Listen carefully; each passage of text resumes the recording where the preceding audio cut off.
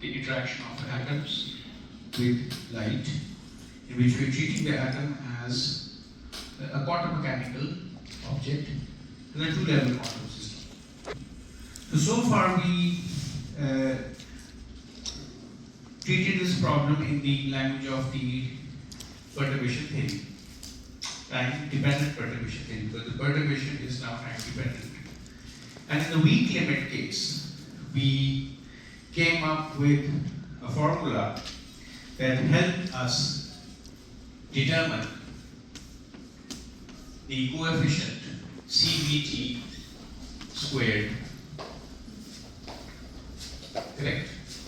And the formula that we ended our previous lecture was that this CVT squared is a Rabi frequency squared over 4 sine squared omega minus omega naught t over 2 divided by omega minus omega naught over 2 squared.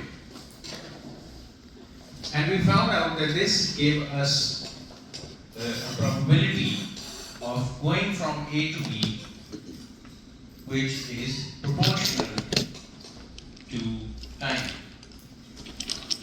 which is not something that we desire, because this probability should not change with time.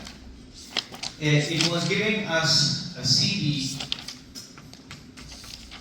squared was proportional to the second power of time.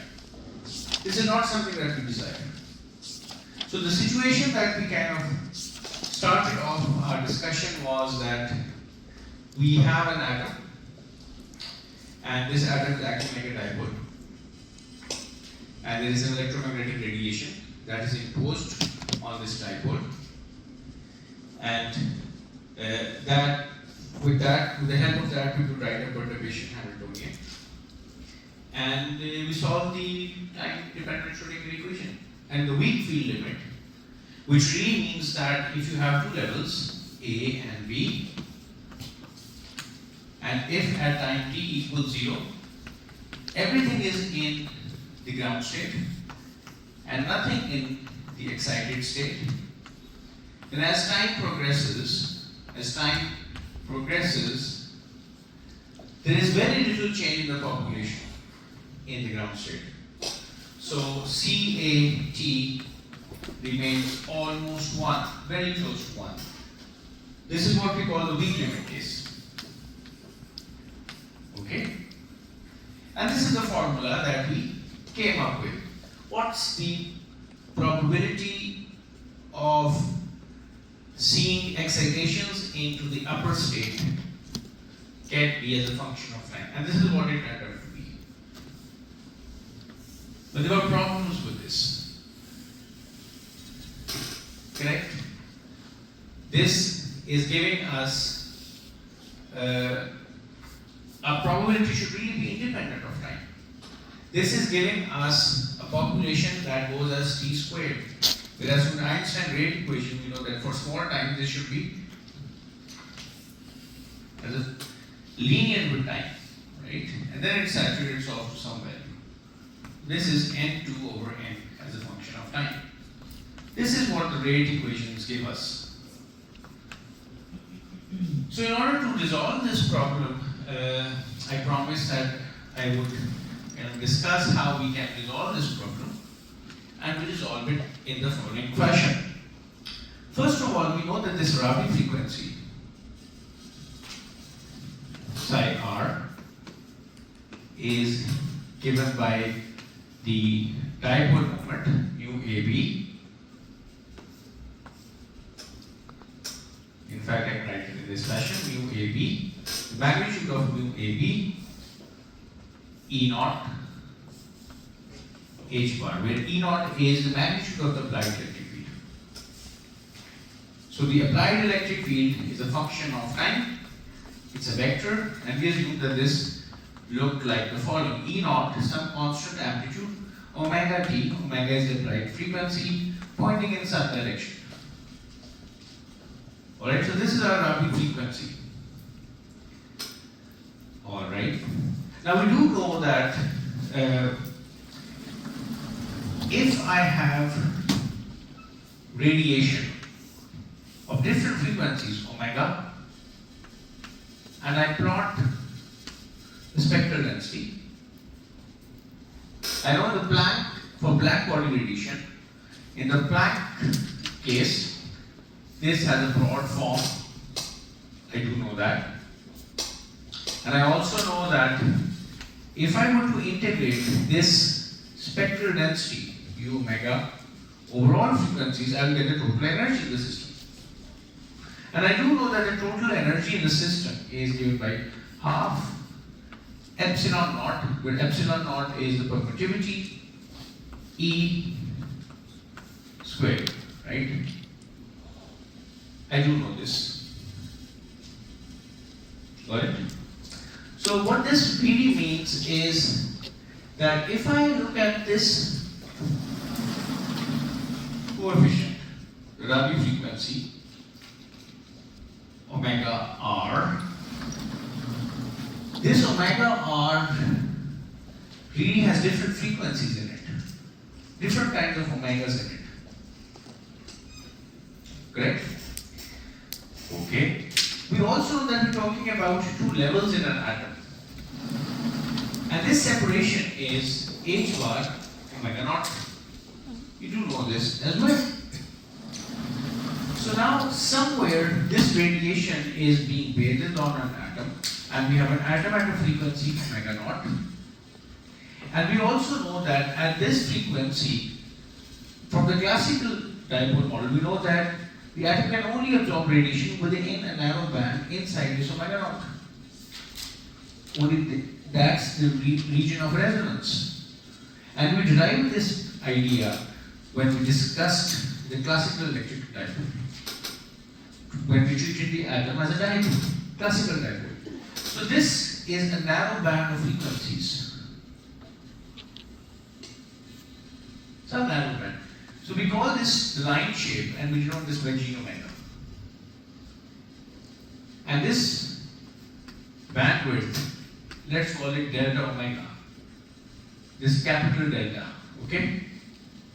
So now there is some radiation present inside the system, and an atom is only absorbing within a certain range. So we only want to consider those frequencies inside the background radiation which lie within, which overlap with this spectral line shape.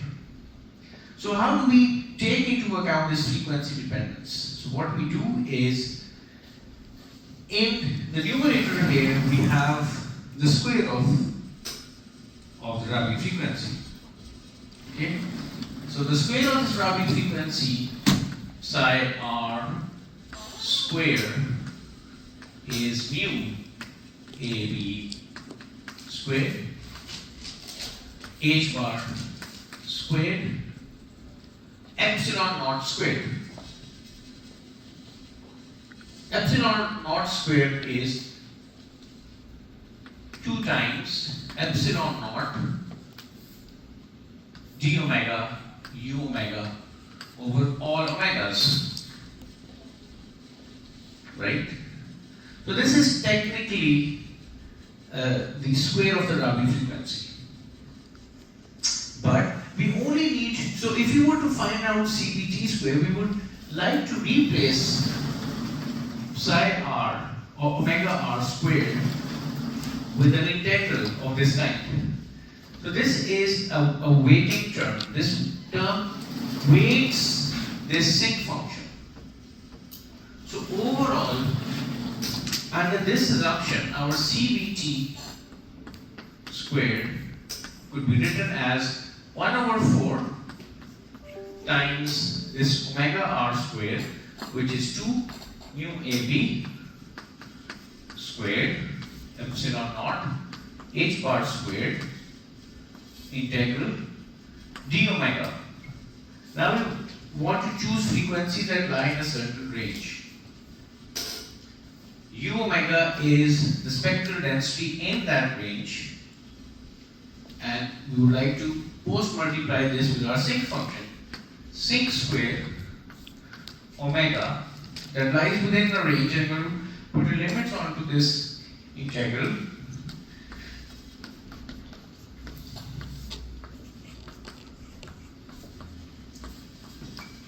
Right. So this is our estimate for how much population goes out into the higher level. So what we've really done is, this was a naive formula which did not take into account the spectral line shape, and it did not take into account the spread of frequencies that are available to the atom. And there was no consideration of what frequency ranges does the atom absorb in. So now we've put in these two factors through this integral, which now has how many modes, how much energy is available at this frequency omega, multiplied with the kind of cross section, the probability with which an atom can absorb energy of frequency omega when its own resonance frequency is omega naught, how much energy is available, and you integrate over two limits that we need to define. These limits are now demarcated by the line shape. So the lower limit would be the resonance frequency minus, say, the half width half maximum, and the upper limit would be omega naught plus delta omega over 2. Alright? So this is our kind of improved formula for CPT squared. Yes, please. So, okay? Now how do we solve this? First of all, if this delta omega is small, so let's first of all, okay, there are two things. Let's first of all look at this term. This term, if I plot this term, omega minus versus minus omega naught. So this is the sink function. If I were to plot this, you know that there is a central peak and then small wings.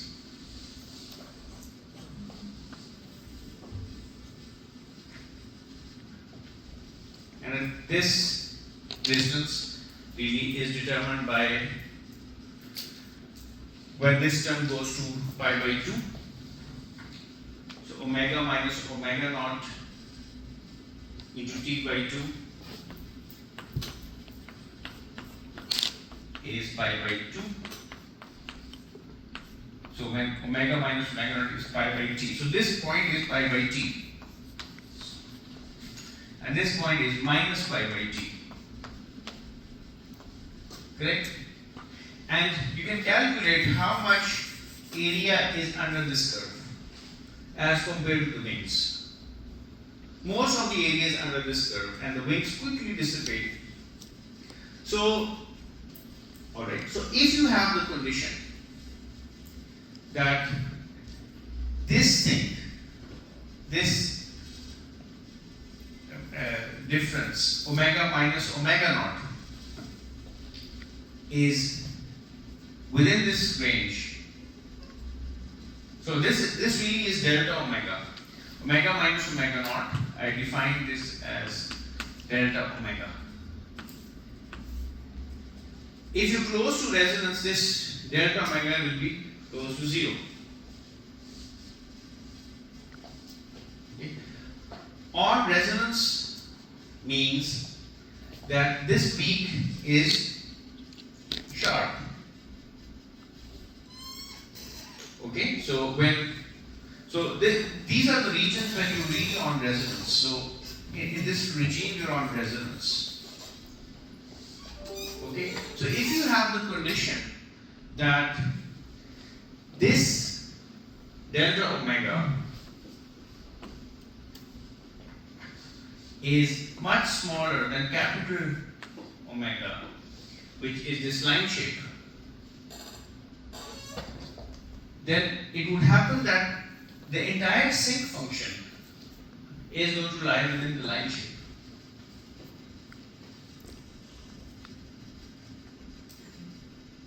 Correct? So if this delta omega line shape is large as compared to the detuning factor, okay, then what's going to happen? So if I plot this sinc function inside this is what I really get. I'm getting. So I've plotted three curves in this plot. One is the spectral density function of the radiation that is available. One is the spectral line shape, that is a property of the atom. And the third is the probability density function of absorption, which is coming from the time-dependent perturbation theory. Now, if these wings, the entire sinc function is included within the spectral line shape, then I can replace these limits by minus infinity and plus infinity. It doesn't matter, because this sinc function will have gone down anyway. Okay, because the sinc you multiplying this u omega with the sinc function. The sinc function has already dissipated. So you can, in this condition, that is your detuning is small as compared to the spectral line shape. Okay. Then, and this will be true. This will be true when we are close to resonance. Okay. When this is true, then I will replace these limits with minus infinity and plus infinity. The error introduced in making this substitution will be very small, because the sinc function has already dropped down to 0. So you can keep on multiplying with nothing and go to infinity, doesn't matter. The other thing that is nice, that this u omega, since this spectral line shape is this is the spectral line shape. So what we could do, if this spectral line shape is small as compared to the bandwidth of the radiation that is available. So this is the bandwidth of the radiation. If this spectral line with the green thing is smaller than the bandwidth of the radiation, then the spectral density u omega is roughly constant in this blue regime. So you can replace this u omega by u omega naught. So under this additional constraint that the bandwidth of the radiation, the spread of the radiation, the spread and frequency of radiation is large as compared to the spectral line shape, you can replace this u omega by a single number, u omega naught. And you can bring this out of the integral. So if you do all of this, these are just subtle arguments. If you do all of this, you will get C B what is 1/4 2 mu AB squared epsilon naught, permittivity of free space. By the way, we are assuming that the atom is in vacuum. U omega naught minus infinity to plus infinity d omega sine square of omega minus omega naught t over 2.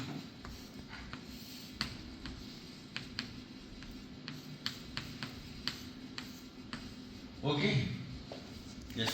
So ये u omega को जो constant है ये बात थोड़ी सी जरा दोबारा explain करें. Yes, spectrality. If this g omega is small, this blue line width is small.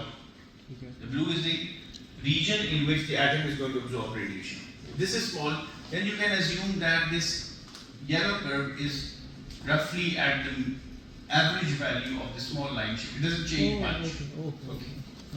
So this is what we want to calculate. Now if I put this term equal to say theta,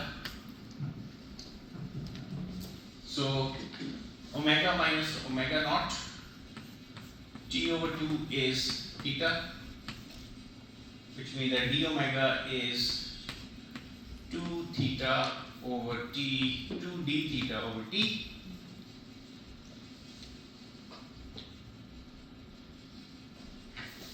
Omega minus omega naught is 2 over 2 is theta over t. Then I put this in here, I will get Cb square is, this becomes 1/2 mu AB square epsilon naught h bar square minus infinity to plus infinity d omega is 2 over t d theta sine square theta. This is theta square over t square, right? This is what I get. Now everything is looking really good here. And of course there's a u omega naught as well. So if I can write this in a neater fashion, Cb as a function of time in the weak field limit, still we're in the weak field limit. Cb doesn't change, go much beyond 0. In this weak field limit, we have this 2 goes away.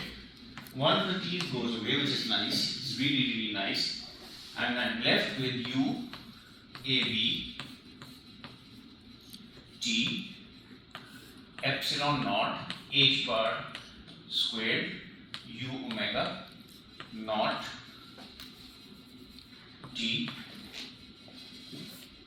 And this thing, d theta is this is standard. I think this is pi. This is pi. Okay. So this is my final result. And if I compare this with the Einstein rate equation, which is just in the presence of absorption. So we're just talking about absorption. We know that when there is absorption, and we're looking at rate of absorption, this was defined as the spectral density available for absorption, which is roughly u omega naught. Because now omega naught is our frequency of interest. It's also equal to B, the B coefficient.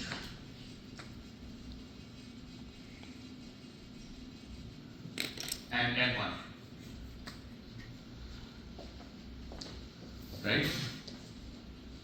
So this is the rate of absorption. Correct? Again. Now what you would like to do is, this is a rate of absorption. This is per unit time. So all of this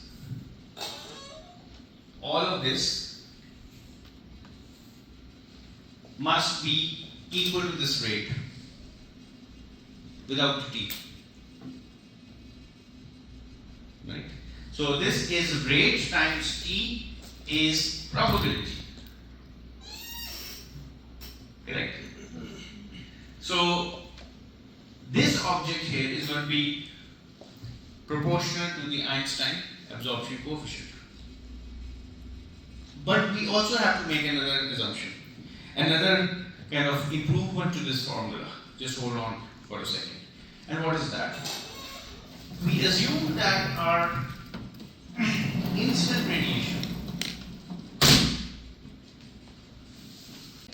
we assume that if we had an incident radiation that is polarized along the x-axis, and we kind of assumed initially that our mu AB, this dipole element, is really between the initial and the final states with an x operator. And of course we had minus e as well. So this was our assumption. That is, the dipole moment is along the x direction. But if you have an atom inside a cavity, per se, its dipole moment could be along any direction. So we really have to replace this mu AB. This thing really has to be replaced by an average value over all possible values of theta. So what we would need to do is we need to replace this mu AB with mu AB averaged over all possible values of theta. And if I'm talking about mu AB squared, I need to replace this thing by this thing, average value of cosine squared theta. Correct? Yes, please. Therefore, this mu AB is assumed to be along the x-axis. It's a vector, it's a electric dipole moment, it's a vector. Our incoming radiation is polarized along x. So we assume that this dipole moment of the atom, the nucleus of electron here, is parallel to the incoming radiation. But this moment, this electric dipole moment could be along this direction, it could be here, it could be here, it could be anywhere, correct? So a range of thetas is possible. So we need to average over all these thetas. Now, since I'm squaring, so I need to square cosine theta and take the average of this. Now the square of cosine theta, this thing here, cosine square theta, I want to take the average of this over. Now there are 4 quadrants. So and it doesn't matter which quadrant I take, the average of cosine square theta over any quadrant is just the same. Right? So I integrate from 0 to 90 degrees. And then I need the average layer, force multiplying. And then I need a proper metric here. That should be sine theta. Because I'm averaging over a polar angle. Okay? So this is my cosine square theta average. Yes, please. Sir जो दोबारा explain कर सकते हैं वो sine theta से आया और अपने लिमिट 0 से π/2 तक की मिल गया। ठीक है।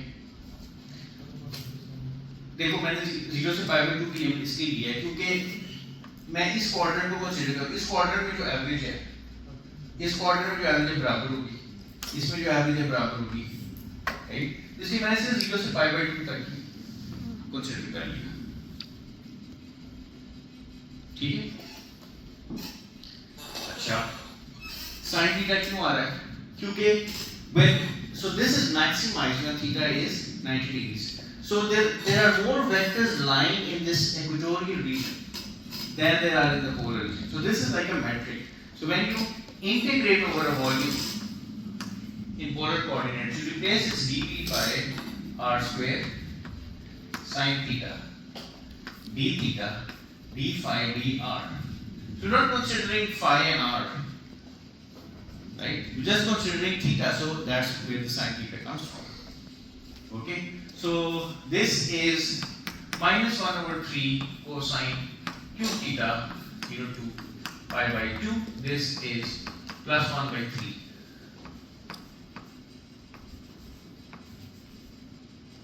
इससे साइन थीटा जैकोबियन की वजह से आ रहा है। Jacobian है ये। ठीक है?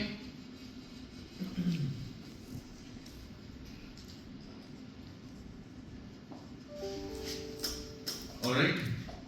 Now what this means is that this mu AB has to be replaced by 1 over 3 of mu AB squared in the final correct formula. So my CBT modulus square in the weak field limit, weak interaction means that this CB is still very small. The depopulation of CA is negligible. In this regime, CBT squared is mu AB mod square u mu naught pi 3 epsilon naught h bar square into time.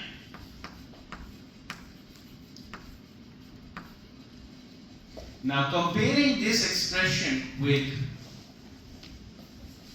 this expression indicates that this is the growth of Cb coefficient modulus square. This is what would happen per unit time. This is u omega naught is the radiation that is available. So all the rest inside the parenthesis must be the B Einstein coefficient. So this is a rigorous definition of the B Einstein coefficient. So the B coefficient from A to B. Now this is independent, and the mode is independent of omega. It might change. I'll give you homework problem, and this can depend upon omega as well. But at the moment, this is a rigorous definition of derivation of the Einstein B coefficient. The value of it is, in order to compute this value, you have to find out the matrix dipole matrix element, the matrix element of the electric dipole operator between the initial and the final quantum states. Into pi over 3 epsilon naught, the atom, if the atom is inside vacuum, h bar squared.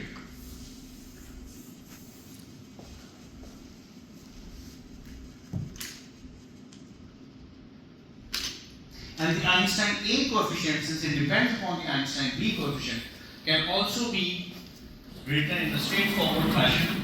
The Einstein A coefficient, which gives you the rate of the spontaneous emission, is h bar omega cube pi square c cube multiplied by this pi 3 epsilon naught h bar square. So this is omega cube AB whole square pi 3 c cube h bar. This is the Einstein A coefficient.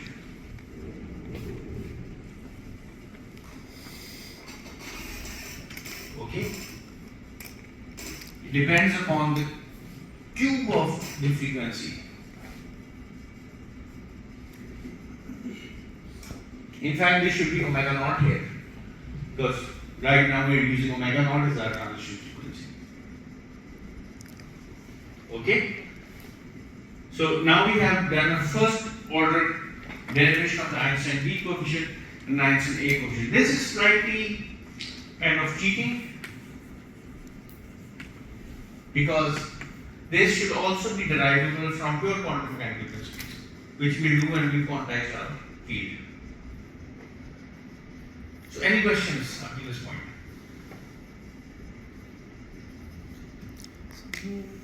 N1 वाली चीज नहीं समझ आई.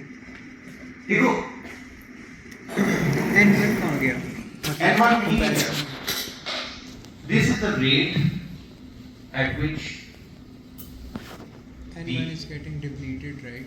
N1 is, so this rate depends upon how much atoms are available to begin with, multiplied by how much energy is available at that frequency and some rate. Okay? This is energy per unit frequency per unit volume. Okay? This just has dimensions of per second. So everything kind of, so like you can find out what this, the units of B would be. So now this is our general sense. Now we have a probability of locating the atom in an excited state. And that happens at a certain rate. Okay? So this probability is rate times time. And this is the rate. Okay. Now the rate. So this assumes that, suppose in this example take n equals 1, n1 equals 1. Okay. So this is a rate per unit atom as well. Okay. So now this is the rate. The rate depends upon, you're talking about one atom, the rate depends upon how much energy is available, which is this mu omega naught. The rest would become the Einstein coefficient. So far so good. So this is the weak field limit. So and we do know that it matches the Einstein rate equations in this case. So the time dependent perturbation theory matches the Einstein's rate equation in the weak field limit. But in many atomic systems, when we study atomic systems, you can go beyond the weak field limit. You can actually go into the strong field limit. And that's what we're going to do right now. ठीक है? तो पहले जो हमने B coefficient की बात की थी, we did not derive a formula for B coefficient. By the way, this mu AB, I'll give you homework problems around this. This mu AB, say, if I want to find this magnitude of this mu AB, this will be minus E. This is what it is, right? These are final state, say X. Correct? So, for example, if I take the hydrogen atom and I look at the transition from one level to another level, say I have. So, what I could do is I could rewrite this as minus. I can change this into an integral over volume. Okay, I can have operator X. Now everything I'm writing on the position basis.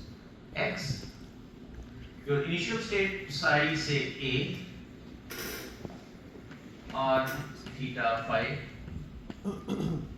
This is the quantum state which is considered to be initial state in the two levels. Correct? So this is what this, you can compute these matrix dipole elements for any two states inside an atom or a molecule, provided you know what these quantum states are.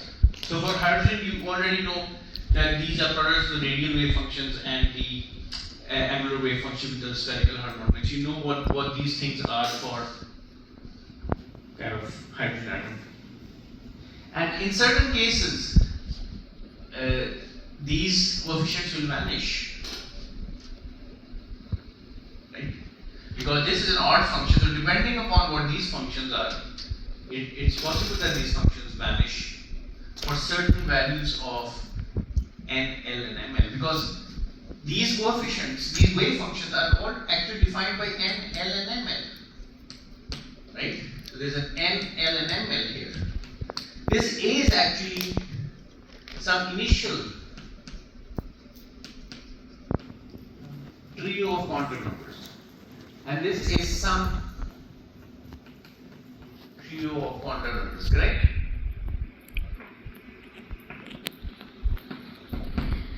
That's it, yeah. So for some values of L and L, some combination of these terms will vanish, and they will be non-vanishing for other combinations. So these give you the angular momentum selection rules. Certain transitions are allowed and certain transitions are forbidden. So I'll give you a few homework problems so that you can grasp this concept in a better fashion. Alright, so now we want to move on to the strong field limit.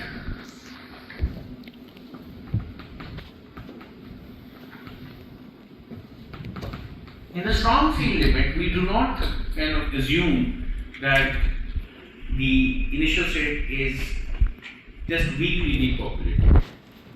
We give the potential of full transition from state A to state B, and that happens when the incoming radiation has a large intensity.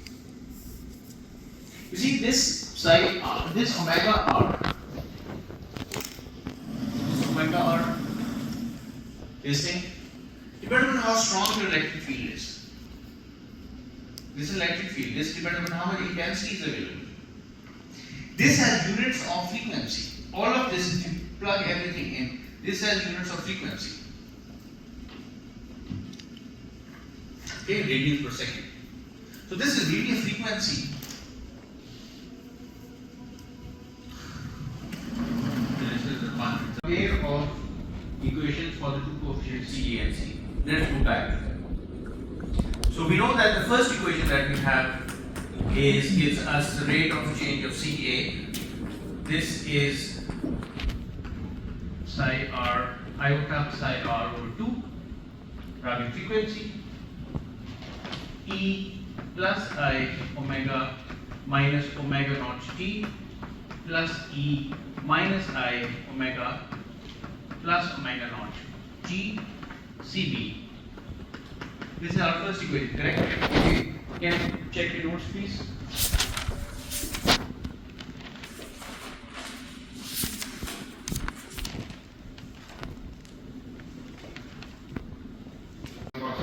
So the other equation is d by dt of CBT is I Rabi frequency over 2 E minus I omega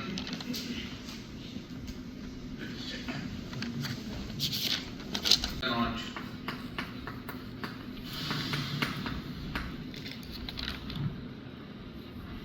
plus minus.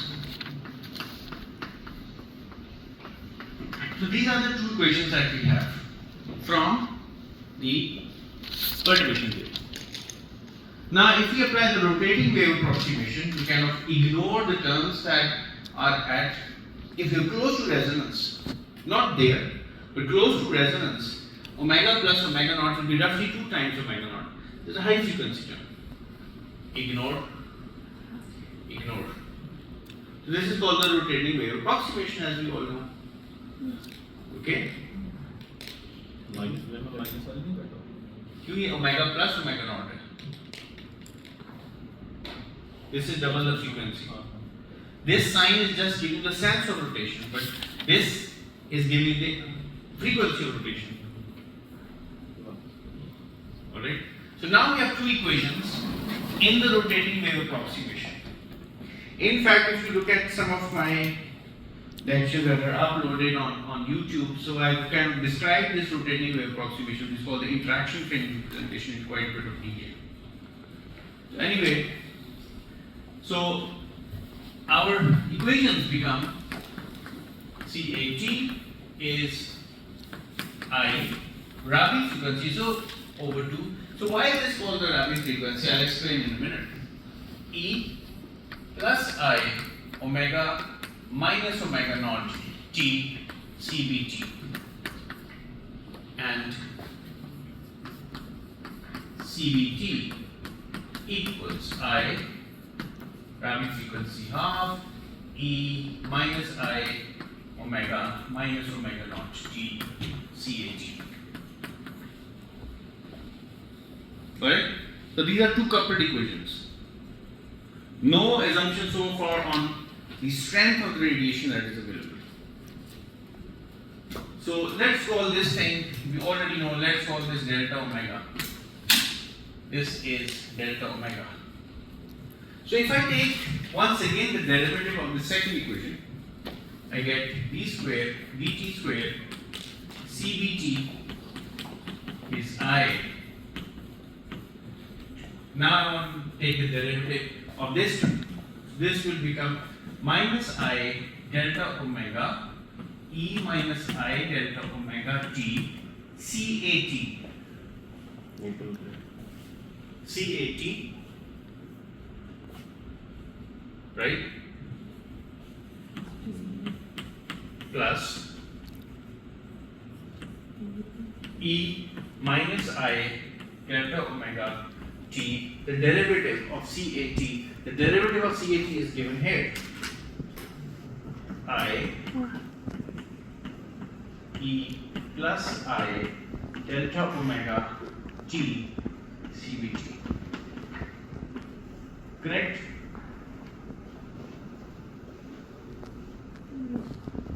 Now this CAT I can put it back in from here. So I'm going to be left with CBT. So now you're going to write an equation in CB without any assumption of weak or strong field. Arbitrary, okay? I just need to be close to resonance. And I want to apply, that's why I can apply the rotating wave approximation. So this becomes I omega r over 2 minus I delta omega E minus I delta omega t. This thing CA is this thing d by dt of CBT divided by I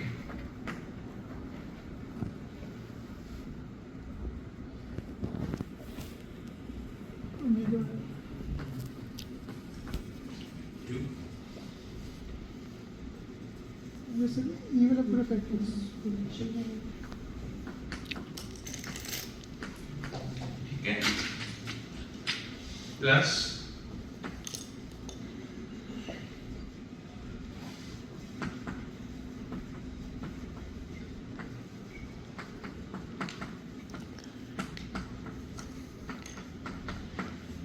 let me just expand this a little bit.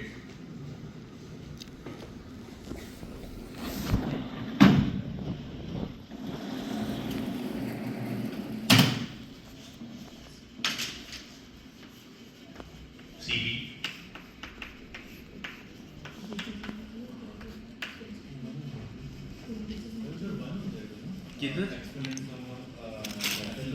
ये वाले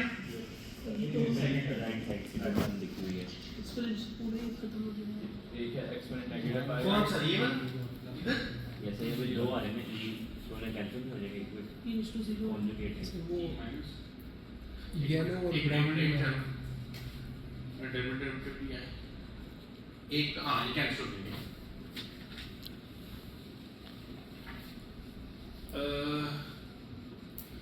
एक इसकी वजह से आ गया ना तो D C A by D T और एक पहले ठीक तो दोनों उधर कोई मतलब वन नहीं आएंगे ये वाला माइनस वाला भी कटेगा पहला वाला जो येलो में लिखे सर ये भी कैंसिल मतलब क्योंकि वो आपस में दोनों एक दूसरे से मल्टीप्लाई होकर कैंसिल हो जाएंगे ऐसे हो जाएगा ना चलो अच्छा so this would become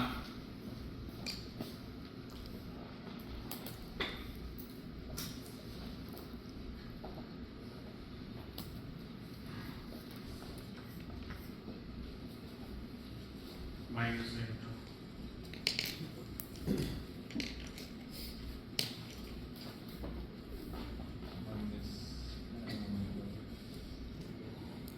ये भी खत्म हो जाएगा so minus delta omega correct ये हो जाएगा आई भी है आई भी चलो ठीक है alright and the next term will become minus minus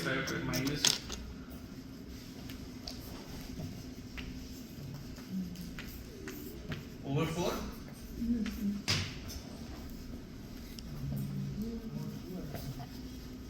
first term divided by 2 नहीं आएगा ना ये खत्म हो गया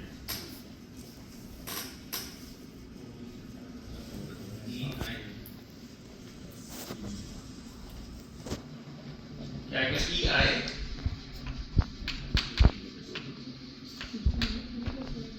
करेक्ट तो वो तो एक्सपेरिमेंट तो खत्म हो जाएगा ये वाला खत्म हो गया अभी भी करनी है ठीक है चलो ठीक है so this is our equation correct now if I kind of this is d square plus iota dp dt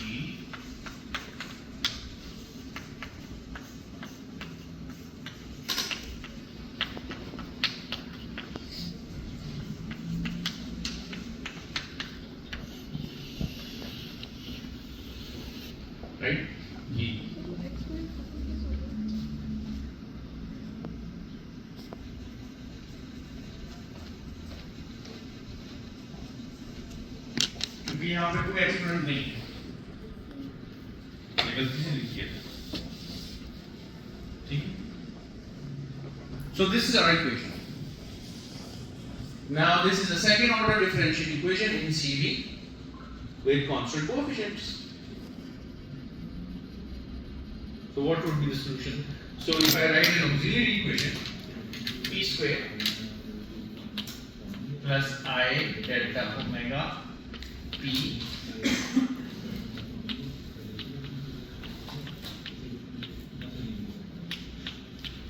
correct? So the solution to this auxiliary equation will be 1/2 minus iota delta omega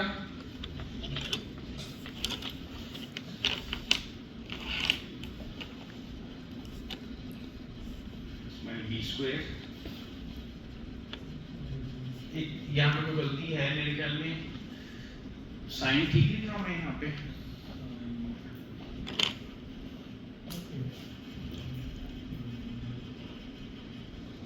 शुरू में तो नहीं लिखी। Sorry, omega r square by 4 plus 4.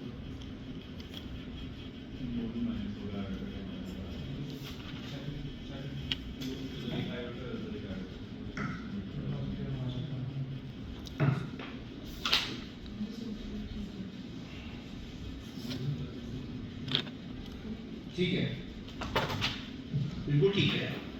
So this is minus delta omega squared, right, like this, minus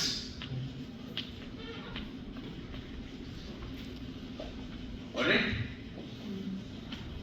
So this is half delta omega plus minus iota delta omega squared plus Rabi frequency squared, right? Now all of this, it's a new frequency, which is a combination of quadrature sum of the Rabi frequency coming purely from the electromagnetic radiation, and delta omega is how far is that electromagnetic radiation from the resonance factor. So let's call all of this omega without an R. So this is half minus iota delta omega plus minus iota omega. Therefore, CV function of time is some constant A E minus one of the roots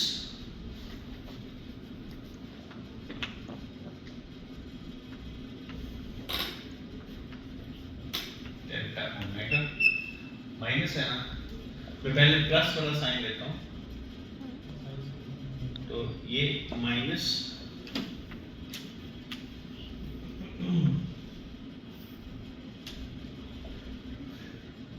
time, right,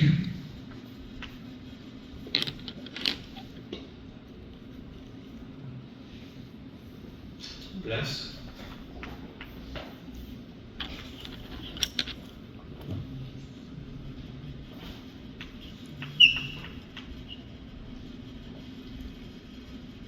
Plus, I think. Plus.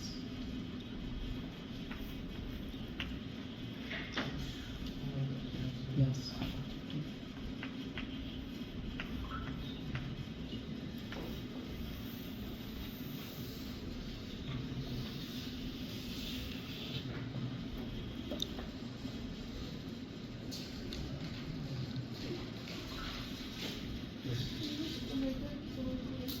मैंने बस इस चीज को omega कह दिया।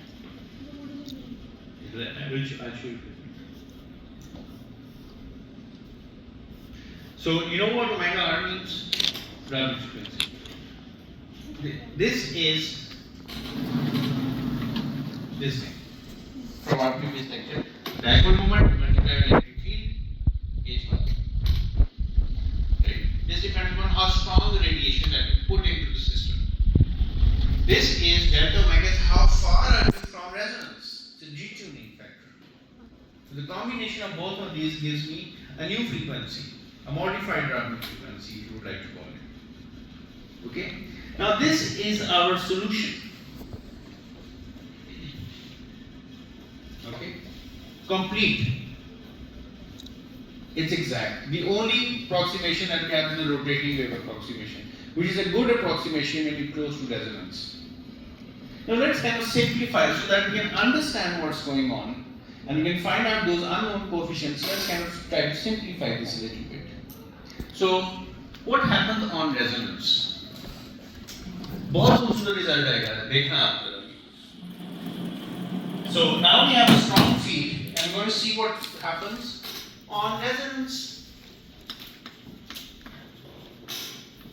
On resonance, delta omega is 0, which means that my omega is omega r. My frequency is the Rabi frequency. Now in this case, my CBT becomes A plus iota. I can replace this omega now by omega r.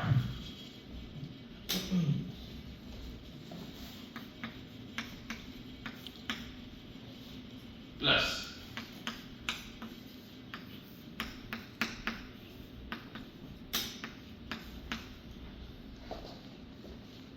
Correct? Now put in some initial conditions. Let's assume that all my atoms, or even a single atom, and seeing this electromagnetic initially at time 0 is in the ground state. So this is 0 at time t equals 0, which will give b equals minus a, and I'm going to be left up with some 2 iota a sine of, okay, a is an unknown constant.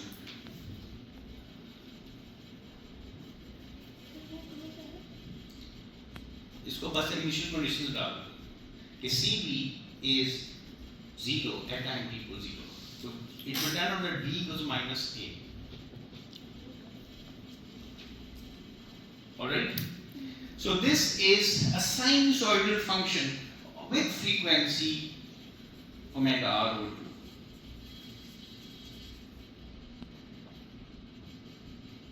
2. Alright? So let me check, right? This is the case. So now I have CB, I can find out what CA is. CA is this thing, right? If this is 0, so I can find CA. So let me find out CA. CA T from the equation that we started off with, this equation is 1 over iota sigma r over 2 derivative of CB. The derivative of CB is 2 iota A cosine of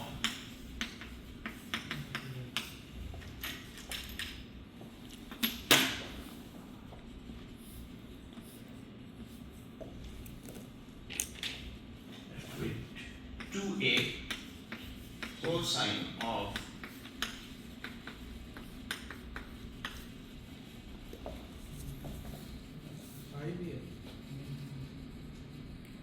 right. So at time t equals 0, I want this to be 1. Right? So at time t equals 0, so this is 1, so A becomes 1 half. Okay? Therefore, the solution to the time dependent Schrodinger equation in this exact case, when you're on close to resonance, so that you can apply the rotating wave approximation, is that CA, if all your populations were in the lower state, is cosine of, and CB is just iota.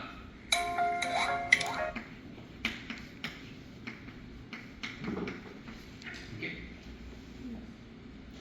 So if I would like to write down the quantum state of this two-level system in this condition, this will be this coefficient cosine of T over 2, say A is my lower ground state, plus with an iota. This is an evolving quantum state. The modulus square of this is cosine square, the modulus square of this is sine square. So if I were to plot with time the populations in A and B, and A and B, fraction, or even if it's a single atom, this will hold true even if it's a single atom. So single atom seeing electromagnetic radiation, initially the atom in the ground state, the population of that atom will oscillate between the two levels in a coherent fashion. This is coherent. And the difference between the weak field limit case is that this oscillation is coherent. In the weak field limit case, you had all of these photons at different frequencies trying to excite the atom. And there was no coherence or no relationship between the phases of the photons that were spread out. And you had multiple atoms. They were absorbing radiation from different photons, and it was a totally incoherent process. Now here you have a coherent flipping of populations between the two quantum states. It's like a qubit. It's seeing electromagnetic radiation and there is constant kind of oscillation. So if I were to plot CA square, with time this is what it's going to look like. CB square, CB square, with time, and this is CA square. And what's the frequency? So you start off here. It's a periodic. There's a periodic function. So this point is when this becomes equal to 2 pi. 2 pi. Right. So this thing is the t is such that sigma or capital T over 2 is ये cosine 0 है pi, right? This is pi, correct? Because cosine of pi is -1 which square it is secant -1. So the frequency is actually omega. So T is 2 pi over. So what's the frequency? Omega r. Not omega r by 2, it's omega r. That's why this is called the Rabi frequency. Omega r is the Rabi frequency, and this phenomenon is called Rabi flopping or Rabi flipping. Rabi flopping is the first test that you do in any quantum computer when you have a qubit and you want to see whether coherent quantum states can exist and they can be excited by external radiation to see whether Rabi flopping can be seen. So that there is coherent evolution between the two quantum states. Outside this, you can't, if this doesn't happen, you cannot do any useful coherent quantum computing or quantum information processing. Okay, so Rabi flopping is, and this is totally when you don't, this is the strong field case. The only thing that kind of hampers this, so this is some frequency omega r, right? So this is some time period. Larger omega r, higher the Rabi frequency, this is large, this time the oscillations will be rapid. Okay? The problem is that there is always dissipation or decoherence, damping. So you want your Rabi frequency to be much larger than your rates of decoherence. And I will devote the next lecture to this. So really the condition for seeing Rabi flopping is that your Rabi frequency is much larger than the rate of decoherence. So suppose you denote this by this gamma. This is our equivalence or damping.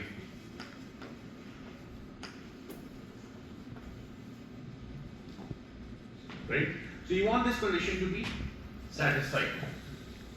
Now all of this is so nice. So if I want to like plot this, a nice way of representing all of this is on a Bloch sphere. So if I draw a Bloch sphere, this is my Bloch sphere.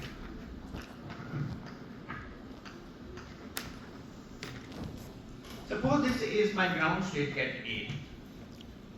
This is my excited state at B. Now what this condition of exact on resonance, remember I'm on exact resonance, my delta omega is 0. There's no detuning. So with time this state is being evolved state is like this. So what I can imagine is that what this electromagnetic radiation is doing, which is classical, so far classical, is that it is rotating this initial quantum state. It takes this initial quantum state and rotates it on the Bloch sphere. So rotation requires, you know what the axis of rotation is, and you know the amount of rotation. So in this case, what's happening is that the axis of rotation is this kind of x-axis on the Bloch sphere. This is the axis of rotation, and this state is kind of starting from this initial fiducial position, right? From here. This is the initial state. It's coming down on the Bloch sphere, comes here, then goes down. After some time t, it completely transfers. And that's, so this is this time, when this thing happens, is pi over 2 omega r. At time pi over omega r, it comes here. Then it keeps on moving on this big circle, on this Bloch sphere. Finally, it comes here. This is after time 3 pi over 2 omega r. Then it eventually comes back here at 2 pi over omega r, right? So this Rabi flopping is taking place, which is a rotation about this x-axis with a frequency omega r. Everything, by the way, is on resonance. So the entire Rabi flopping process can be represented on dynamics on the Bloch sphere. And I can write a unitary operator for this as well. So now the unitary operator for this, can you kind of tell me how I can express the unitary operator for this Rabi flopping process in this case, when perfectly on resonance? U to D. It's a matrix exponent. Exponent, again, minus I. So what's the amount of rotation? The amount of rotation is omega r t. Omega r t. By the way, put this time pi over 2 omega r into this expression, you will get a plus iota b written under root 2, which is this state over here. If you put t is pi over omega r, you will get something proportional to b. Global phasors don't matter, right? You can get iota b or minus iota b, doesn't matter, but you will get something proportional to b. So you can work this out. This is the correct form of the dynamics of this quantum state on the Bloch sphere as a result of this electromagnetic radiation being seen by an atom. So if you want to write a unitary operator for this, the manner in which you could do that is you write exponent minus iota, then you put the amount of rotation. The amount of rotation is omega r t, right? Frequency to time is a phase. That's the amount of rotation. An angle. This gives you an angle. Don't put the factor of 2 here, right? Then you need to define an axis of rotation. The axis of rotation is along x. So you write a Pauli matrix x divided by 2. That's where the 2 comes from. Because it's a spin half system. This 2-level atom is acting like a spin half system. It's a fictitious spin half system.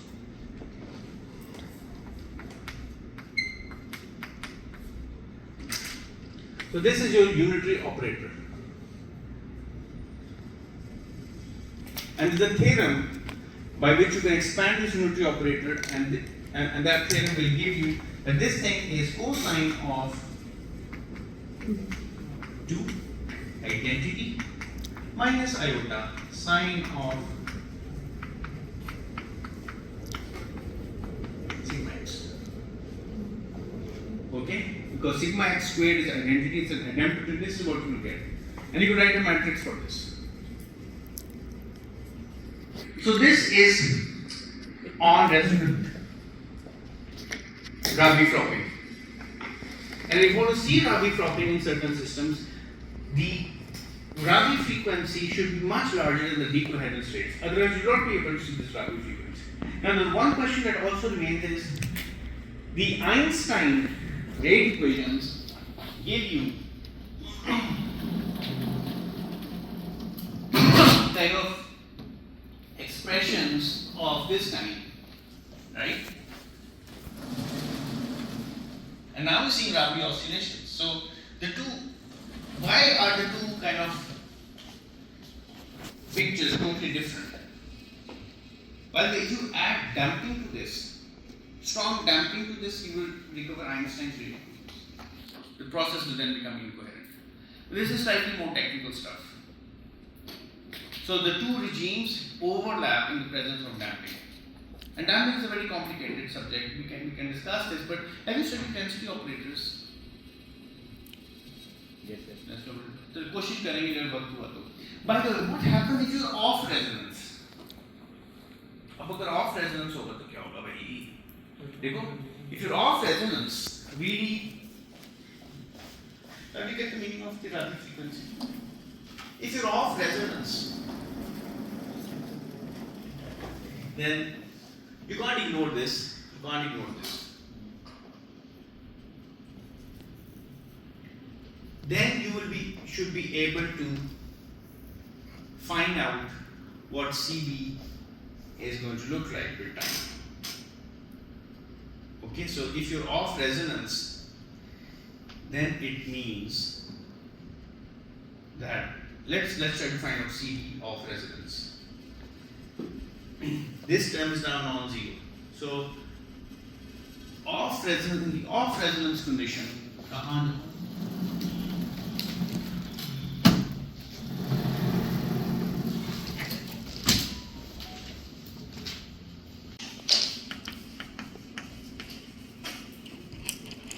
at time t equals 0, CB is 0, we get A.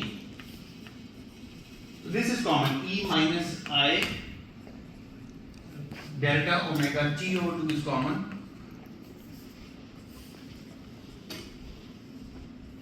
A E plus iota.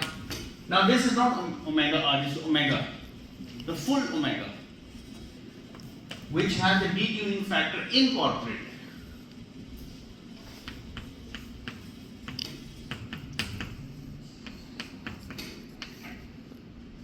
So at time t equals 0, this is 1, which will give me b equals minus a again. So my CB as a function of time will now become E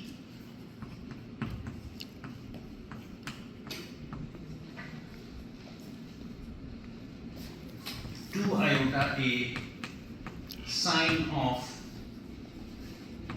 omega t over 2.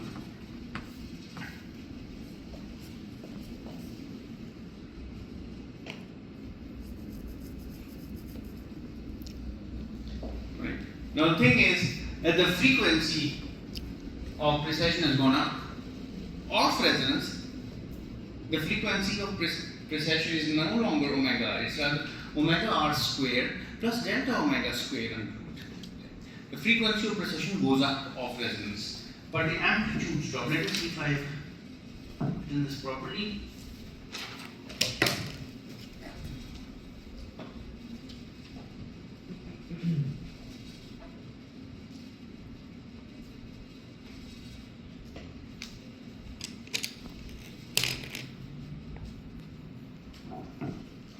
So the only thing that remains is actually we want to find this A as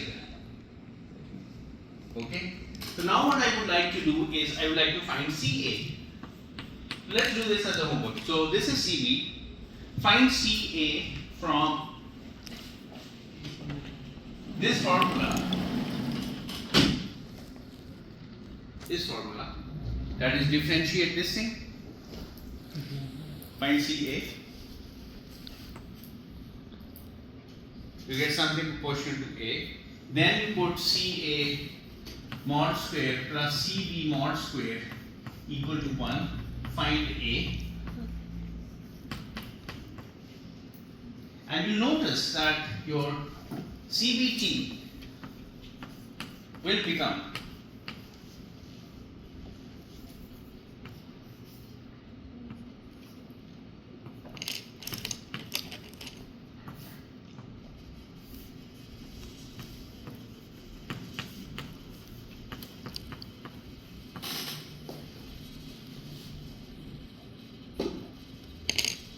which means that the frequency of rotation, which is called a nutation, goes up, but the amplitude drops. If you're on resonance, this term becomes 1, this becomes sigma, you recover the original result. So off resonance rotation, so if I want to put this in terms of the unitary operator, what an off resonance rotation does is that it does a rotation psi t, amount of rotation, but the axis of rotation is no longer along in the equatorial plane, rather it's somewhere in the xz plane at some angle psi. This angle psi, so it's actually at cosine of psi sigma z over 2 plus sine of psi sigma x over 2, where psi is defined such that tangent of psi is sigma r over delta omega. Sorry.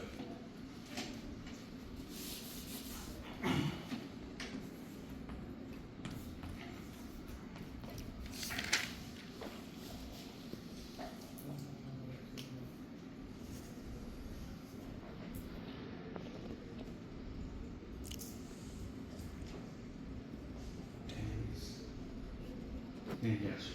Sorry.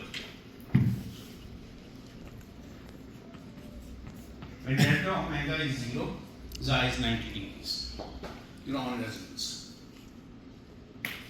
So on the Bloch sphere, if I have an axis of rotation that is tilted, and I did a rotation on the same amount of time, this state will start off here and will never come into the south hemisphere, rather it will just kind of dip down here onto the north hemisphere. So the amount of CB square is now reduced. You will never get full population inversion. ठीक है, मैं इसको अगर आप चाहेंगे इसके homework problem भी दे दूंगा और इस पे मज़ीद बात भी कर सकेंगे नेक्स्ट लेक्चर।